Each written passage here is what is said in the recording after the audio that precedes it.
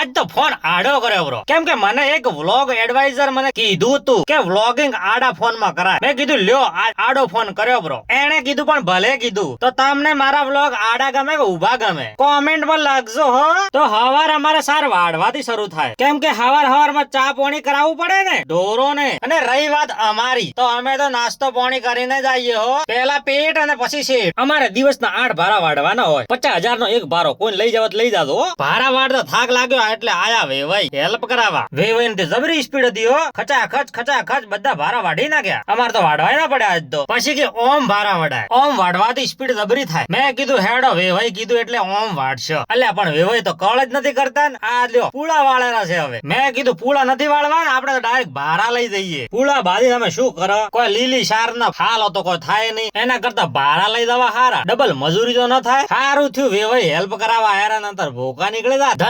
ધન્યવાદ વેવાઈ હો. આ બાજુ મારી ટીંગલી પોણી પાવા આવી હતી. સારું થયું તું આવી રહી, નકર હું તને બોલાવાનો જ હતો. કેમ કે મને જબરતર લાગી હતી હો. પોણી ગળા હેઠે ઉતાર્યું. આ બો ને થોડો વિયોમો પણ આવ્યો. આ બાજુ મારી ટીંગલી સાર વાઢવા મળી હતી. મને કે પપ્પા તમને થોડી હેલ્પ કરાવું. મેં કીધું હેલ્પ કરાવ તાર થોડી હજી વાર છે. તું હજી થોડી નાની પડે છે. અને આ બાજુ તો અમાર મશીન ચાલુ રહે. ગત્તું વિયોમો નથી ખાતું. કરે આબરૂ ના કોકરા. કીધા વગર તો આપણાથી કોમ થાય નહીં. પછી કરવા મળ્યા પાથરા. બધો ભારો અને ઉપાડીને હેડ્યા. અને બીજી વાર તો પુષ્પા ભારો લેવાયા હતા. સ્ટાઇલ તો જુઓ. પુષ્પા ભારા લઈને હેડ્યા. ઘરે આયા એટલે મારું ઢીંગલું રમતું હતું. થોડું બીમાર જેવું હતું એટલે જવાનું હતું દવાખાને. એટલે અમે હેડ્યા પછી દવાખાને. હાલ શું કે ડબલ ઋતુ ચાલે એટલે માણસો બીમાર વધારે પડે. તબિયત સંભાળતો. આને ટાઇફોઇડ થયો પડતો એટલે 5 લીટર નો બાટલો ચડાવવો પડ્યો. આ ગલુડિયા તો એક ઇન્જેક્શન બતાવ્યું એટલે ઊંઘાઈ ગયો. પછી આયા ઘરે. વેવાઈ તો આડા પડ્યા હતા. વેવાઈ સારના ભારા ઘણા વાડ્યા એટલે થાક લાગો તો. પછી થાળીમાં આવ્યું શીરું ઘવાનો. મારો શીરો તો જબર બન્યો હતો. મીઠો ટેસ્ટ ને વાત જ જોડો. ખાવાની જબર મજા આવી ગઈ હો. તમારે પણ ખાવું હોય તો મારા આવજો ઘરે. પછી જવાનું તો બજાર કપડા ની ખરીદી કરવા.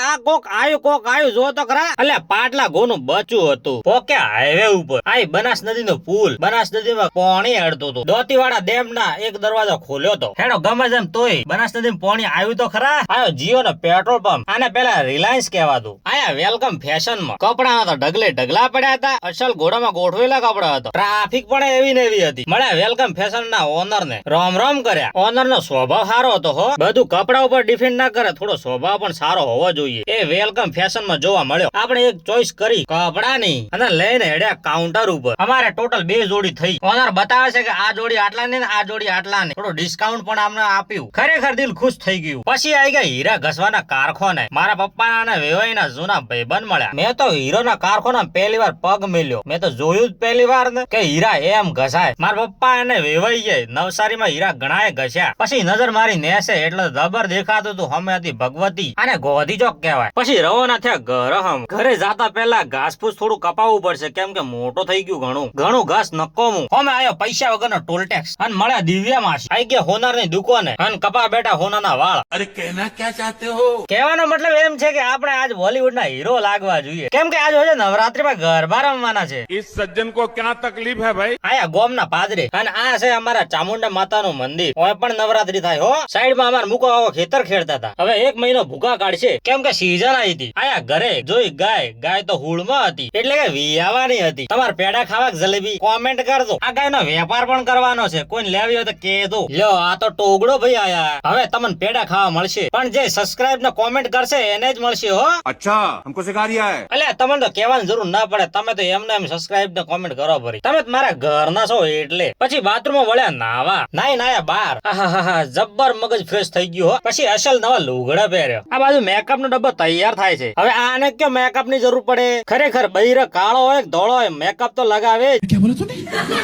પછી એડ્યા બજાર હમું, કેમ કે અમારે પાર્ટી પ્લોટ માં જવાનું હતું ગરબા જોવા. ઓકે ગઢવીમાં લીધી 12 લાખ ની 12 ટિકિટો. વળે અંદર તો બધી ટ્રાફિક હતી. આ જગ્યા લોકેશન સારું હતું એટલે બધા ફોટો પડાવતા હતા. उससे मेरा क्या फायदा? ફાયદો તમારો એ છે કે અહીંયા આવશે મજા, કેમ કે અહીંયા ટ્રાફિક હતી હદથી વધારે. પબ્લિક તો હમાતી જ નથી. અને જ્યાં ગરબા રમવા વાળા હોય ત્યાં તો મજા તો કોઈક અલગ જ હોય. પછી માણસો ફોટા પાડતા હતા. અમારો જીવ થયો. મેં કીધું આપણે લ્યો ફોટા પડાવવા પરા. લ્યો આ મેડમ ને તો ફૂદરડી ફરવી છે. ફૂદરડી ફરતા આયા ચક્કર. મેં કીધું ચક્કર આ તો શુક્ર ફરો છો. ये भी मेरी गलती है. પછી અમે પણ 2-4 ગરબા રમ્યા.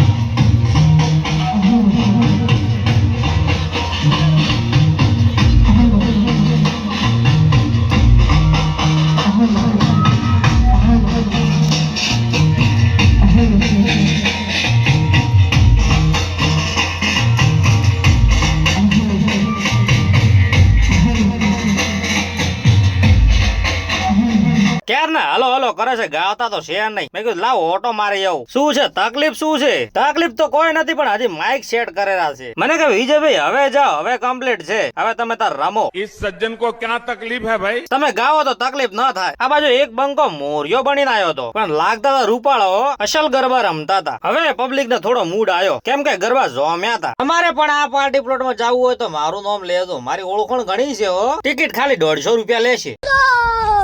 પછી જવાનો ટાઈમ થઈ ગયો એટલે અમે નીકળ્યા. આયો ડીસાનો પુલ. બસ આજના વ્લોગમાં બસ આટલું જ. મળીએ આવતા વ્લોગમાં. તો તમને આ વ્લોગ કેવો લાગ્યો કોમેન્ટ કરજો, સબસ્ક્રાઇબ કરજો અને લાઈક કરવાનું ભૂલતા નહીં. ધન્યવાદ.